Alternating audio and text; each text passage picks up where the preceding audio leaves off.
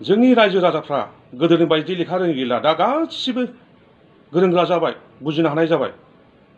दा नोंसोर गावजों गाव पार्सनेल एटाक खालामबाय थानायखौ जों रायजो राजा नायनानै थाबाय थानानै उसुबिदा खोनासंथावा माने सयज' खानांगौ।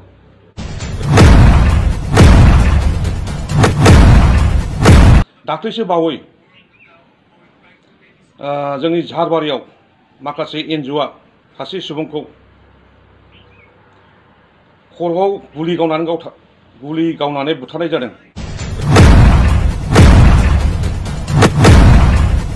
আমার চিরাং ডিস্ট্রিক্টৰ এছপি ডাঙৰীয়া ছাৰ, আপুনি মোক কৈছিলে সেইদিনা আপোনাক লগ ধৰিছিলোঁ, আপুনি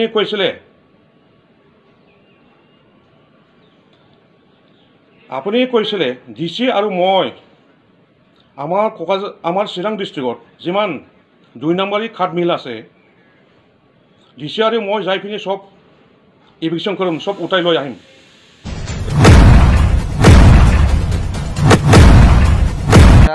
गुड मर्निं गाइस। बे कफि नारनानै बिराद गोलोमनाय मोनदां गाइस। दिनै इन्ट्र' भिडिअ'आव जायखौ नुदों बेखौ नोंथांमोनजों भिडिअ क्लिप होनानै सावरायनाय जागोन। गिबियावनो जायफोर बिथांमोना दिनैसिमाव बड'लेण्ड आन्दोलনত शहीद হৈ গ'ল, সেই ব্যক্তিসকলৰ কাৰণে যে 5 লাখ কৰি টকা দিব লাগিব। সেইকাৰণে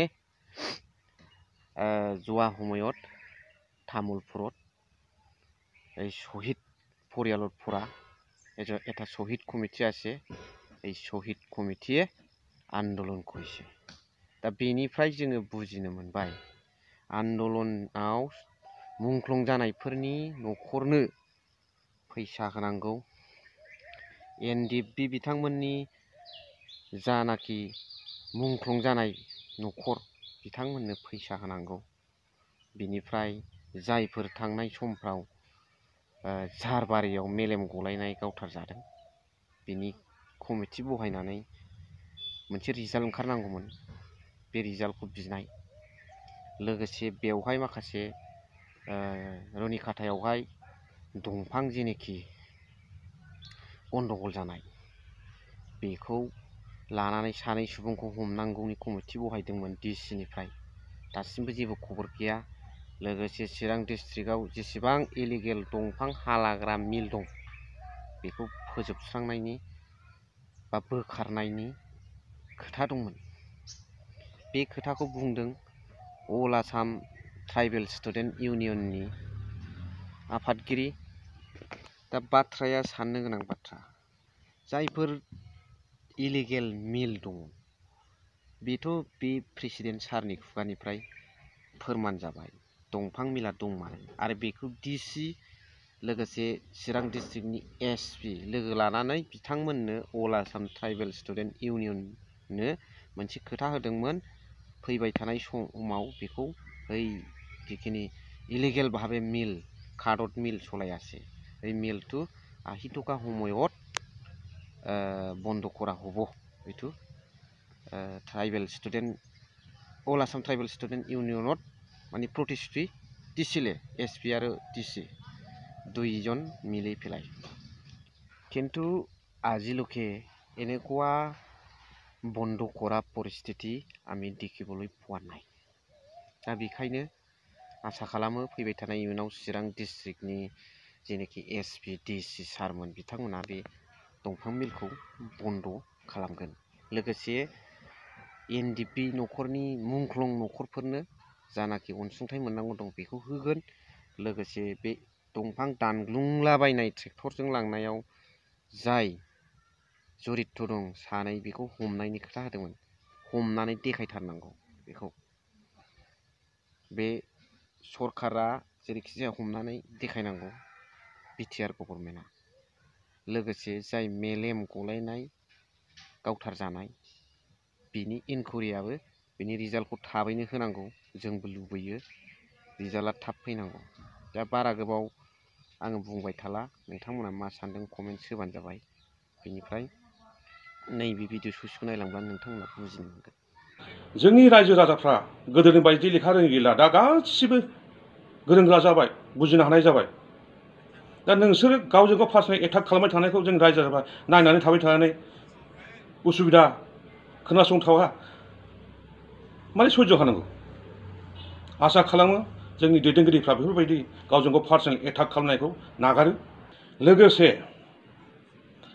जोंनि आन्दलनाव मुंख्लं जानाय एनडिएफबि न'खरनि जा अनसुंथाइ मोननांगौ बेखौबो गोख्रैनो होनो थाखाय जोंनि बिटिसि सरकारनि मानव गेदेर सिएम प्रमद बरखौ गुरै खावलायनाय थाबाय लोगोसे दाख्लैसो बावै जोंनि झारबारियाव माखासे एनजिअ'आ सासे सुबुंखौ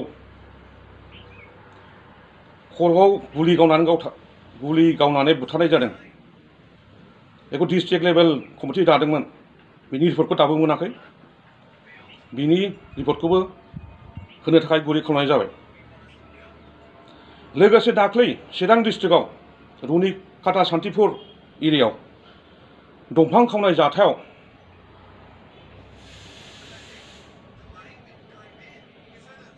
बेफोरखौ लानानै डिस्ट्रिक्ट लेभेल कमिटि दादोंमोन SIT बिनि रिपर्टखौबो होनाय जायाखै दासिमबो मोनाखै आरो सानै सुबुंखौ एरेस्ट खालामनो अर्डार होदोंमोन सानै सुबुंखौ दाबो हमनाय जायाखै नागिरनाबो मोननाय जायाखै बेफोरनि फिननायखौबो चिरां डिस्ट्रिक्टनि एडमिनिस्ट्रेटिभ DC आरो SP बिथांखौबो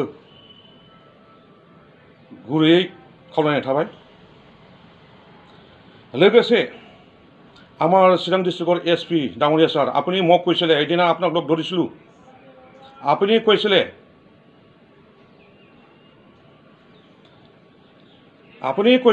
DC আৰু মই আমাৰ চিৰাং ডিস্ট্ৰিক্টত যিমান 2 নম্বৰী কাঠ মিল আছে DC আৰু মই যাই পিনি সব ইভিকশ্যন কৰিম সব উঠাই লৈ আহিম এনেকুৱা কৈছিলে আকৌ মোক কৈছিলে আপুনি কাকো নক'ব এই ধৰণৰ আশা কৰিছোঁ আপুনি সোনকালে এই কাঠমিলকেইটা উঠাই লৈ আহক এইটো অনুৰোধ জনাইছোঁ थेंक इउ दिनै गोजाम गंला गाइस भिडिअखौ एसेखिनियावनो दोनथ'बाय थेंक इउ भेरि माच फर वाचिं लाभ इउ